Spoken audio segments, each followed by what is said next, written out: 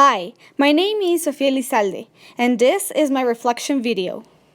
I consider it a bit complicated to have to think of a game that involves and combines all the elements that they ask for us to use. And another thing that made it difficult for us was to think about all the blocks that we were going to need. Working with my colleagues was quite fun, interesting, and easy. We all contributed with different ideas to the project, and we all did it together. And all the decisions were discussed as a team. This project was developed in three parts. The first stage was to propose two games and from there decide two that they called us to action.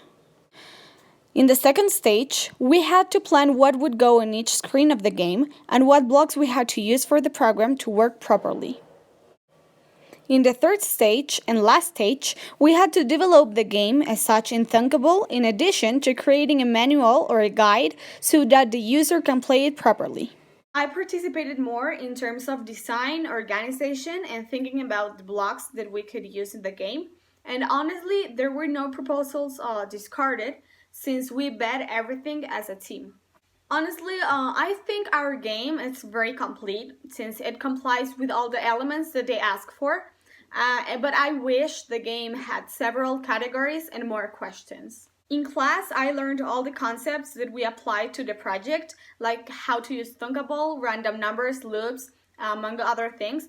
I just had to investigate what exactly was the input and output data, and we used the presentations of the course for helping us to develop the project. This project helped me to develop various skills and taught me different values. For example, I learned when and how to use logical operators in my real life, and how to use conditionals and how those conditionals are met.